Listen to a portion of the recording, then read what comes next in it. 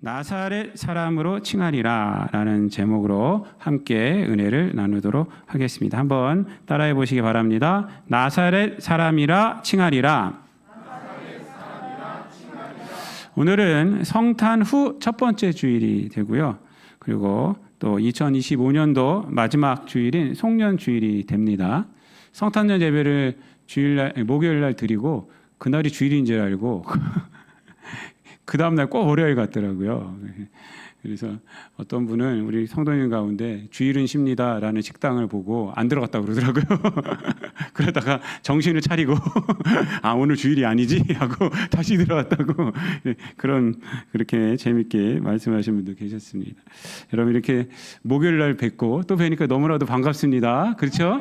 우리 옆에 있는 분들하고 한번 인사 나눌게요. 자주 뵙시다. 시작.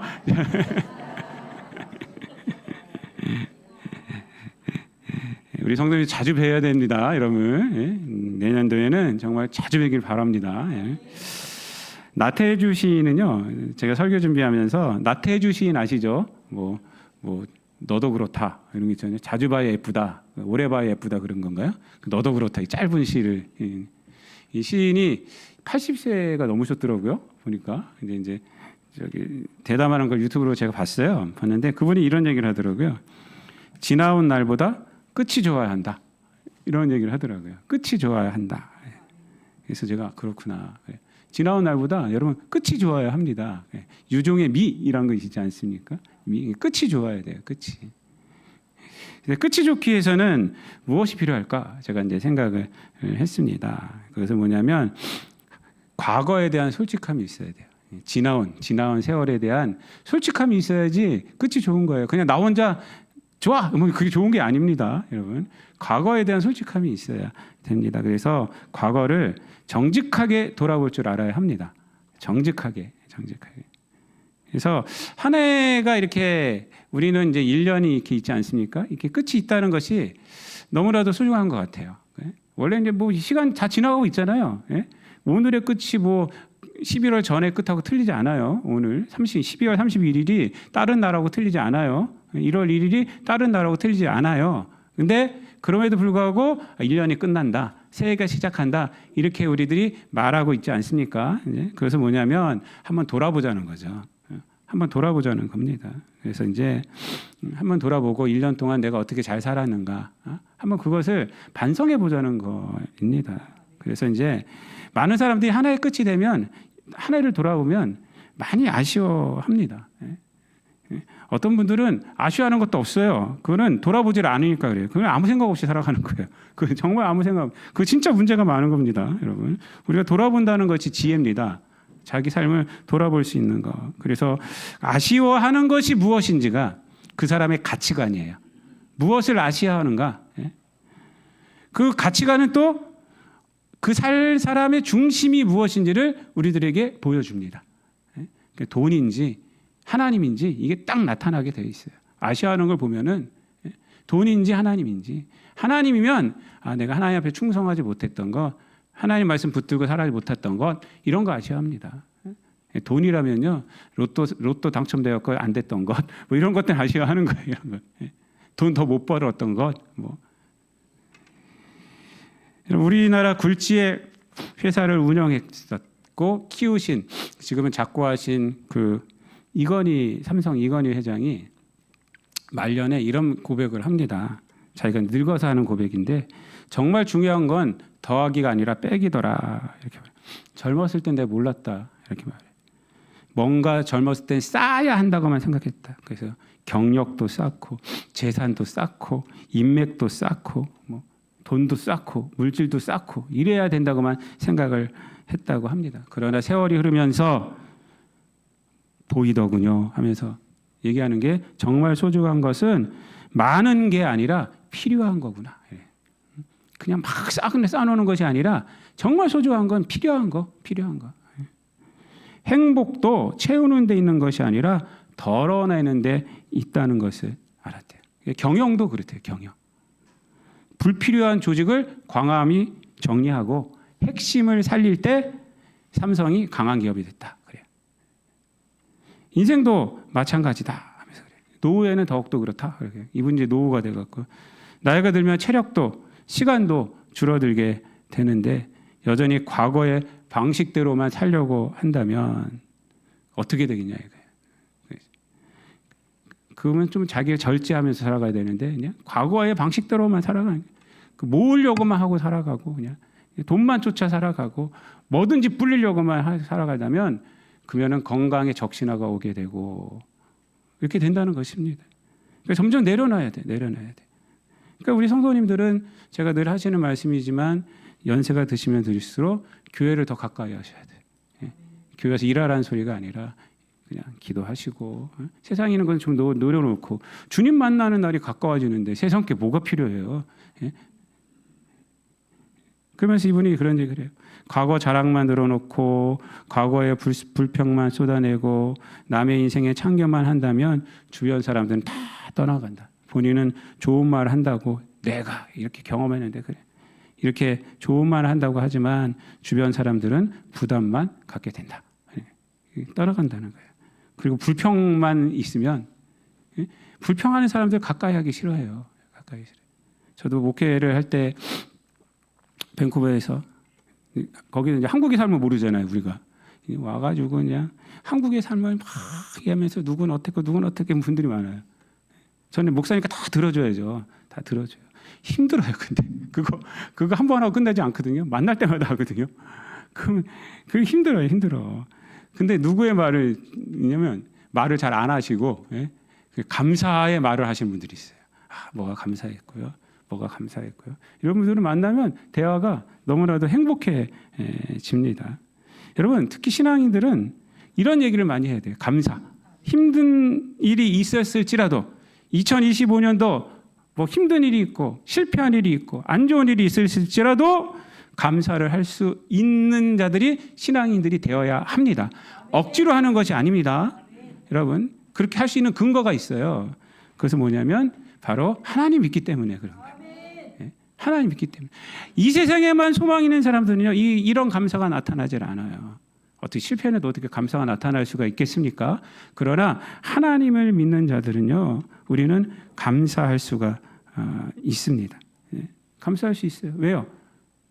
로마서 8장 28절 말씀에 하나님을 사랑하는 자 곧 그의 뜻대로 부르심을 입은 자들에게는 모든 것이 합력하여 뭘 이뤄요? 선을 이룬다고 했거든요.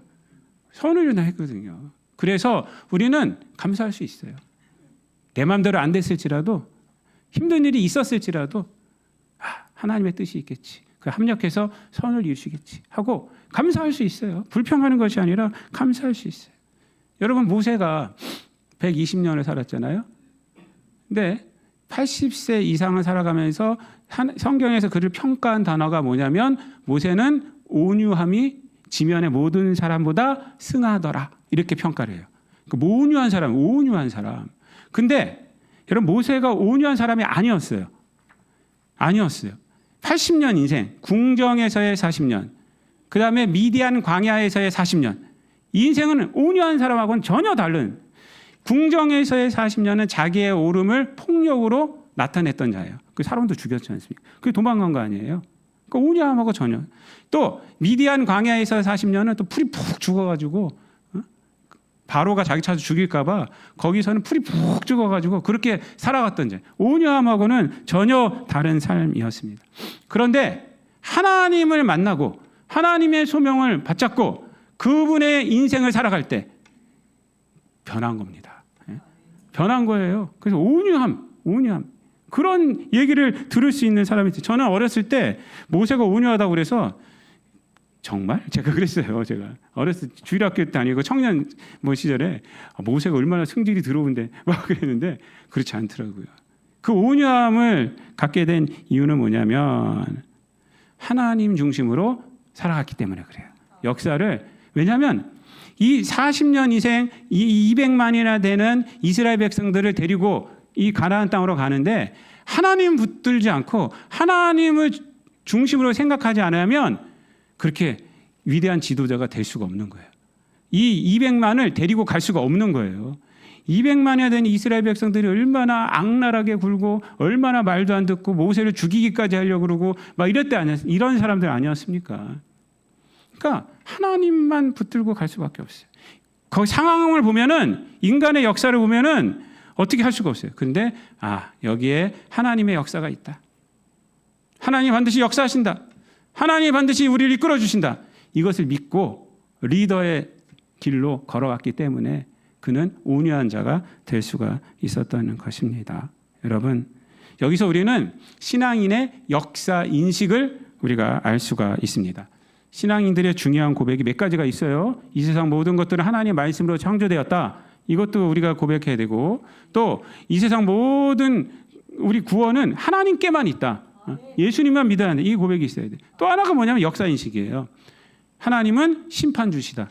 이게 역사 인식이에요. 왜 그러냐면, 심판주라는 것은 뭐냐면 이 세상의 것을 중심으로 내가 판단되어지는 것이 아니라, 이 세상이 판단되어지는 것이 아니라 하나님이 판단하신다는 거예요.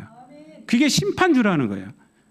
내가 판단의 근거가 되는 것도 아니고, 이 세상에 있는 선한 것이 판단의 근거가 되는 것도 아니고, 누가 판단의 근거예요? 하나님이 판단의 근거시다. 이게 하나님은 심판주라는 고백입니다. 이것이 뭐냐면 역사예요. 역사. 이 세상의 역사로 우리가 판단되는 것이 아니라 하나님의 역사로 마무리된다는 겁니다. 믿습니까? 이게 우리에게는 중요한 고백이 됩니다. 여러분, 하나님은 인간의 역사를 그냥 두고 보시는 분이 아닙니다. 적극적으로 개입하시는 분이세요. 그것이 뭐냐면 독생자 예수 그리스도의 탄생이에요. 탄생이에요. 이 세상 역사를 그냥 두고 보고 그냥 판단하시는 것이 아니라 여기에 개입하셨어요. 그리고 구원을 이루셨습니다. 이루셨어요. 그리고 그것으로 판단하는 거예요. 예수 그리스도로 판단하는 거예요. 여러분, 예수 그리스도의 성육신의 탄생은 우리가 설명할 수가 없는 그러한 사건이에요. 하나님의 본체이신 예수님이 이 땅에 오셨어요. 제가 여러분들에게 다 요약해서 다 보내드리라고 그랬지 않습니까? 그 말씀들 구역장 통해서 받으셨을 거예요. 여러분, 초대교회의 이 힘은, 능력은 어디서 나타나느냐? 예수님이 단순히 메시아라는 것에 나타나는 것이 아니라 바로 예수님이 하나님이라는 것에 나타난 거예요. 메시아는 누구든지 기다리고 있었어요. 유대인들도 기다리고 있었어요. 지금도 기다리고 있어요. 정치적 메시아를. 그런데 초대교회에서의 고백은 뭐냐면 우리에게 오신 메시아가 예수님이 하나님이란 거예요. 거기서 능력이 나타나는 거예요. 거기서. 이거 뭐냐면 하나님께서 인간의 역사 안에 철저하게 개입하신다라는 거예요. 인간의 역사를 주관하고 계신다. 이 세상에 어떤 일이 있을지라도 결국 이루어지는 것은 인간의 역사고 예수 그리스도의 구원이다라는 것을 우리에게 보여주는 겁니다. 그것이 오늘 본문 내용이에요. 제가 서론이 좀 길었는데 여러분 오늘 본문 내용은요. 하나님이 역사의 주인이시고 하나님의 역사가 이루어진다. 어떠한 방해 가운데서도 그것을 말해주고 있습니다. 성탄절 얼마나 아름다운 분위기였습니까? 목요일까지만 해도 그렇죠? 천사가 나타나고 동방 박사들이 큰 별을 따라오고 황금과 유향과 몰약을 하나님 예수님 앞에 드리고 목자들이 와가지고 무릎 꿇고 경배하고 하늘에는 영광이요 땅에는 기뻐하심을 입은 자들의 평화로다 이런 고백이 울려 퍼지고 이게 성탄절 분위기거든요. 오늘 본문 말씀은 그 다음 날이에요. 그 다음 날 무슨 일이 일어나고 있습니까? 오늘 13절부터 마지막 절까지 읽었는데 그 다음 날 피난길에 오릅니다. 예수님과 그 가족이 피난길에 올라요. 그렇죠? 성령께서 가라. 애굽으로 가라. 예수님 낳고 나서 그 다음 날 바로 피난길에 오르는 거예요. 피난. 요셉 가족에게 지금 닥쳐 있는 거예요. 피난 가라는 겁니다. 그 다음에 무슨 일이 일어나요? 학살이 일어납니다. 영아 학살. 말로 할 수 없는 학살이에요. 그때를 기준으로 이 헤롯이 예수님 그 동방 박사를 자기한테 좀 오라고 그랬는데 안 오니까 그때를 기준으로 2살 아래에 있는 영아들을 싹 죽여버려요. 싹 죽여요. 통곡의 소리가 울려 퍼지는 것이죠. 그런 거예요. 그리고 나서 또 어떤 일이 일어납니까? 헤롯 이제 죽었어요. 몇 년이 지났어요. 그냥 가라라고 해서 왔는데 아켈로아가 아직 살아 있어서 헤롯의 아들이 아켈로아가 살아 있어서 어디로 갑니까? 자기 고향으로 못 가요. 고향 베들레헴으로도 못 가고 예루살렘으로도 못 가고 어디로 갑니까? 갈릴리로 간다. 그것도 지시하심을 따라 갈릴리 총구석 나사렛에 들어가게 되는 겁니다. 그래서 거기에 정착하게 됩니다. 이것이 성탄 다음 날부터 일어난 일들이에요. 여러분 이게 이해가 됩니까, 여러분? 이게 왜 이렇게 일어날까요? 예. 여러분 이것이 보여주고 있는 것은 뭐냐면 죄로 물든 인간들은 본능적으로 하나님을 거부한다는 겁니다. 예. 사단은 그리고 하나님의 역사를 거부한다는 겁니다. 거부하는 거예요. 하나님의 역사 인정하지 않으려고 그래요. 예. 끊임없이 그 흐름을 끊으려 하고 방해하려고 합니다. 여러분 우리들도 마찬가지. 여기 인간들도 마찬가지. 여러분 예수님 믿는 것 그 쉬운 건지 아십니까? 전에 보면 아시겠지만 그거 믿는 거 너무 어려워요. 그래서 여러분 성령의 도우심이 아니면 우리가 예수님 믿을 수가 없어요. 평생 교회 다닌 사람도 그래. 다닌 사람. 안 믿는 사람도 되게 많아요. 교회 다니면서도 안 믿는 사람들이. 예수님 안 믿어요. 안 믿어. 권사님들 친구가 무당이라고 그러고 그러잖아요. 어디 점집 가면은 권사님들이 많이 온대요. 심지어 목사도 온대요. 그래서 내가 깜짝 놀랐어요. 제가 그 얘기 듣고. 일단 이제 오후 예배 때 이제 제가 이제 그것에 대해서 제가 좀 말씀을 드리려고 하는데, 하여튼 사단은 인간의 죄성을 통해서 끊임없이 인간의 역사 안에 들어오신 하나님의 역사를 방해합니다. 이게 인간의 역사, 인간의 역사는요 하나님의 역사 인정 안 하려고 그래요. 사단은 늘 방해하고 못 믿게 하고, 꼭 믿으려고 하면은 또 무슨 일이 생기고, 믿으려고 하면은 주변에서 뭐 믿지 말라 그러고, 무슨 갑자기 술 친구가 갑자기 나타나가지고 술을 먹이고 못 오게 하고 막 그래요. 그런 역사들이 이게 뭐냐면 이게 영적인 일이기 때문에 그래요. 교회를 나오고 예배 드리고 이런 것들은요 영적인 일이에요. 영적인. 그러니까 막 사단이 별수단을 써갖고 막 이렇게 방해끔 하면, 그래서 우리는 전도도 해야 되지만 기도를 더 많이 해야 돼요. 그 영혼을 놓고 기도를 많이, 하나님 성령께서 움직여 주셔야 됩니다. 성령께서. 우리 하나님은 어떤 분이십니까? 이 땅에 우리들이 죄를 지니까 너를 구원하겠다 약속하시고, 그리고 예수님을 보내주셨어요. 그렇죠? 예수님을 보내주셔서 어떻게 하셨어요? 십자가로 구원을 이루셨습니다. 그렇죠? 거기서 끝나신 분이에요? 아니에요. 예수님 뭐라고 그랬어요? 성령님을 보내주신다고 그랬어요. 성령님을 보내서 죄에 대해서, 의에 대하여, 심판에 대해서 너희로 하여금 깨닫게 할 것이다. 그러니까 성령님을 보내주셔서 예수님이 하신 그 일, 이루신 그 일을 우리들로 하여금 믿게끔 해주시는 거예요. 그거는 성령께서 하시는 거예요. 예수님은 완성시키신 거고, 하나님은 약속하셨고, 이게 삼위일체로 된 겁니다. 그러니까 내가 이게 이루어서로 끝나신 분이 하나님이 아니에요. 그분이 아니라 성령님을 보내주셨고 그 이루신 것을 믿게끔 하시는. 그러니까 우리가 늘 기도해야 됩니다. 늘 기도해. 그렇게 하신 분이 예수님이에요. 그런데 오늘 본문을 보면요, 인간의 역사는 하나님의 역사를 방해하지만 놀라운 것이 뭔지 아십니까?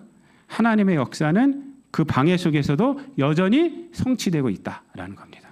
그것이 오늘 본문에서 말해주고 있어요. 오늘 본문에서 반복되어지는 것이 뭐냐면 계속 방해하는 것들이 일어나지만 그 결과가 뭐냐? 15절, 18절, 23절 말씀에 보면은 15절 주께서 선지자를 통하여 말씀하신 바 이루려 하심이라. 또 18절 또 이루어졌느니라. 또 23절 다 같이 읽어볼게요. 시작. 나사렛이라는 동네에 가서 사니 이는 선지자로 하신 말씀에 나사렛 사람이라 칭하리라 하심을 이루려 함이로라. 아멘. 여러분, 온갖 방해가 피난길에 오르고 뭐 영어 학살이 일어나고 막 이런 날이 일어나고 들어왔는데 아켈로가 아직도 살아 있어서 어디 이쪽으로 가야 될지 저쪽으로 가야 될지 모르고 있지만, 그래서 나사렛에 갔지만 결국은 뭐예요? 이게 다 하나님의 말씀이 이루어진 거예요. 이것은 뭐냐면 인간의 역사가 하나님의 역사를 요만큼도 흠집낼 수도 없다는 겁니다. 아무리 방해를 하고 아무리 악하게 굴어도 하나님의 역사를 요만큼도 흠집내지 않는다. 그 방해 가운데서 하나님의 역사가 이루어지고, 악랄한 가운데서, 비참한 가운데서도 하나님의 역사가 일어나게 되고, 오른쪽으로 갈지 왼쪽으로 갈지 모를지라도, 총구석에 들어갔을지라도 거기서도 하나님의 말씀이 이루어졌다. 여러분, 이 마지막 나사렛 사람이라 칭하리라. 이 말씀은요 굉장한 말씀입니다. 위에 있는 말씀 두 가지는 그냥 역사적 사실에 대한 이름이에요. 그 예언이 이루어졌다라는 것인데, 요 나사렛 사람이라 말했다는 것은요 그 역사적 사실만 이루어졌다는 것이 아니에요. 거기에는 큰 의미가 있습니다. 예수라는 존재가 어떤 존재인지를 우리에게 보여주고 있는 거예요. 예수라는 존재를 통해서 하나님이 무엇을 이룰지를, 어떤 형편 가운데 있는 우리들에게 무엇을 이룰지를 보여주고 있는 것입니다. 여러분, 사실은요 이 23절에 선지자로 하신 말씀에 나사렛이라 칭하리라 하신 말씀을 이루하심이라 라고 말했는데, 이 말씀은요 구약에 없습니다. 구약에 없어요. 이렇게 예언한 것은요 구약에 어디에도 나오지 않아요. 예수님을 통해서 나사렛 사람이라 칭하리라 이렇게 말한 건 하나도 없어요. 에브라다 베들레헴아 이건 있어요. 베들레헴에서 이제 태어난다는 거. 그래서 그때 당시 성경학자들도 헤롯이 물어봤을 때 베들레헴에서 태어난다는 걸 알았거든요. 성경학자들도 그걸 알아요. 근데 나사렛 사람이라 칭하리란 말은 없습니다. 그럼에도 불구하고 여기서 왜 이렇게 성경을 쓰고 있을까요? 이것은 그렇게 말한 건 없지만 여러분 그 이사야서 11장 1절에 보면은 이러한 예언이 있어요. 이새의 줄기에서 한 싹이 나며 그 뿌리에서 한 가지가 나서 결실할 것이다 라고 있어요. 그래서 한 가지, 이 가지가 뭐냐면 네체르예요. 네체르인데 이 네체르라는 것이 나사렛이라는 말의 어원이 됩니다. 어원이 돼요. 근데 이 말씀이 뭐냐면 메시아에 대한 말씀이거든요. 그래서 뿌리에서 가지가 나서 이 가지가 네체르. 그것을 말하고 있어요. 그래서 이제 나사렛의 어원이 되기 때문에 이제 얘기를 하는데, 이 말씀은 어떤 의미냐면요. 나사렛 사람이 될 것이다라는 말은 없지만, 이 말씀은 뭐냐면 메시아는 밑둥이 잘려진 세상이 방해하는 그런 역사 가운데서도 메시아는 일어난다는 것입니다. 이루어진다는 거예요. 나사렛이 어떤 동네입니까? 나사렛은 갈릴리 지역에서도 소외된 지역이에요.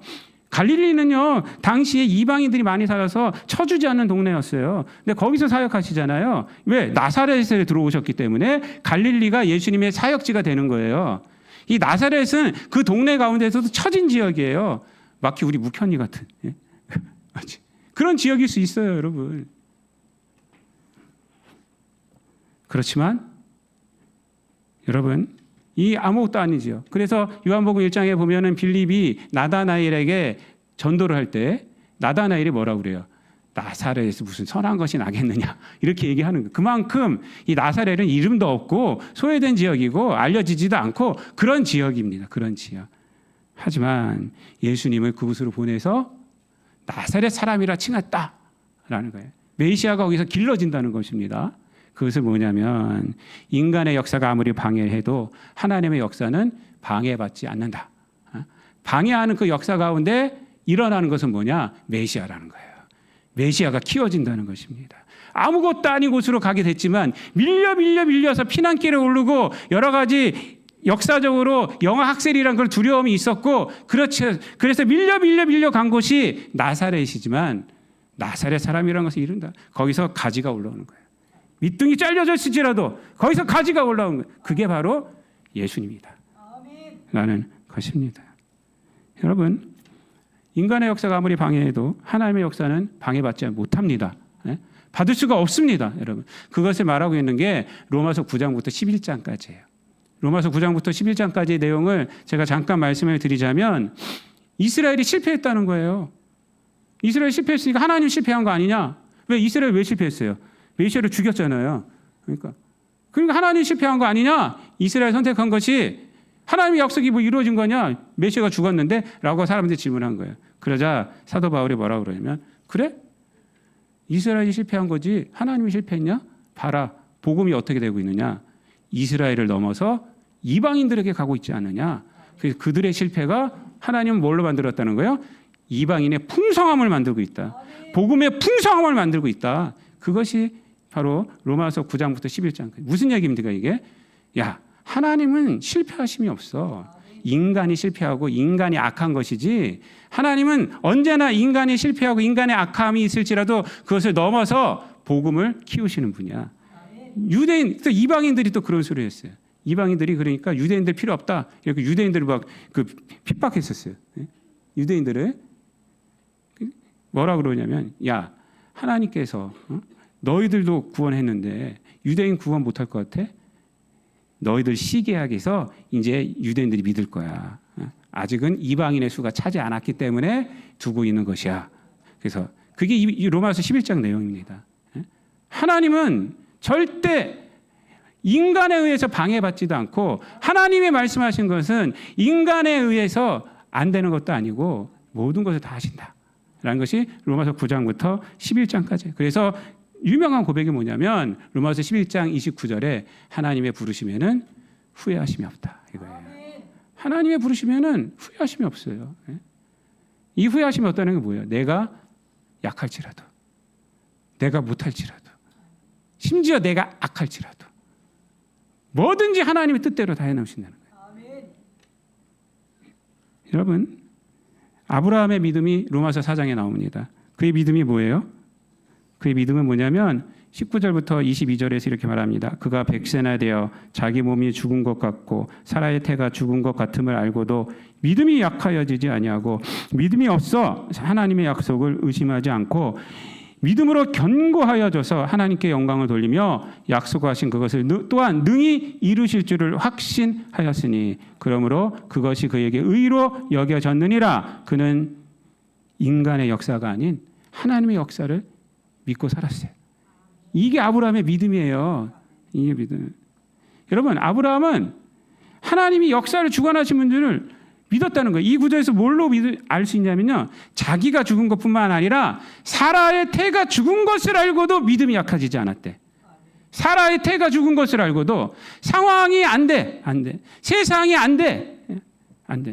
그럼에도 불구하고 믿음이 약하여지지 않고 반드시 하나님이 이루신다.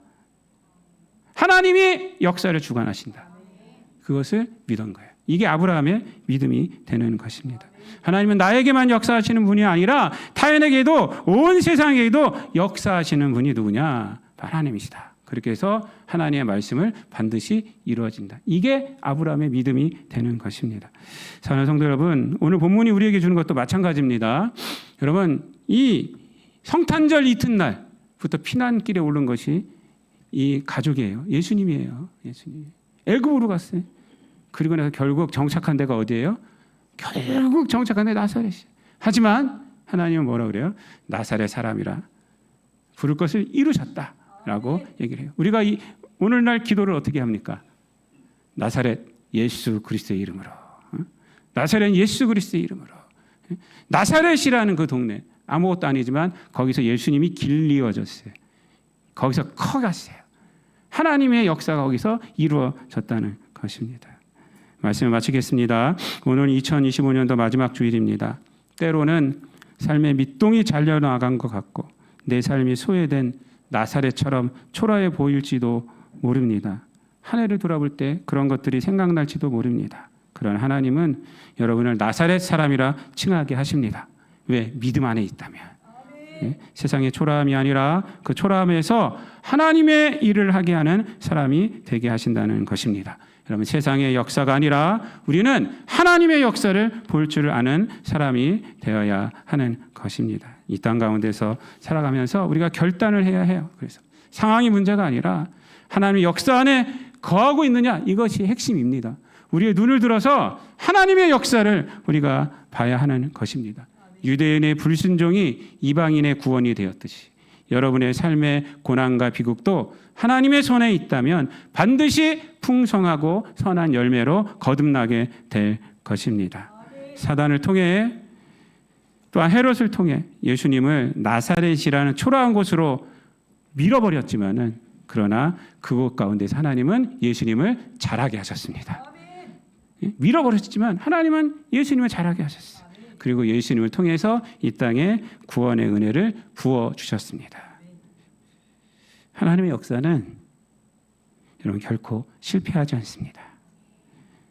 한 해를 마무리하며 어떠한 상황을 지나왔을지라도 묵묵히 하나님의 말씀을 이루어나가는 나사렛의 성도가 되시기를 바랍니다. 실패가 없는 하나님의 역사 안에서 당당히 걸어가는 성도님이 되시기를 우리 주님 예수 그리스도의 이름으로 축원드립니다. 기도하겠습니다. 사랑과 은혜가 풍성하신 하나님, 성탄의 아름다운 밤을 지나 그 다음 날부터 피난길에 오르고 애굽으로 가고 자기 고향으로도 돌아가지 못하고 나사렛이란 초라한 곳에 갔지만 사단이 이렇게 밀어버렸고 세상의 역사가 하나님의 아들을 이렇게 밀어버렸지만 하나님은 그러한 가운데서도 하나님의 말씀들이 이루어졌고 또한 나사렛이란 초라한 곳에 밀어버린 그것을 변해서 그곳 가운데에서 예수님을 자라게 하셨고 또 예수님을 통해서 우리에게 구원의 은혜를 부어주셨음을 우리가 늘 잊지 않게 하여 주옵소서. 하나님의 역사는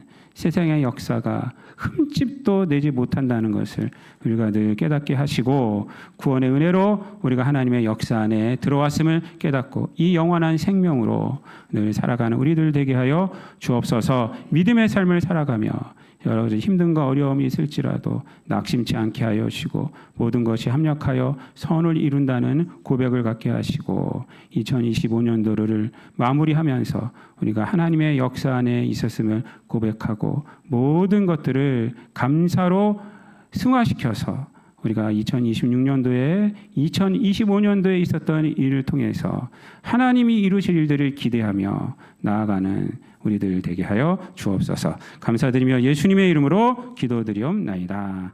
아멘.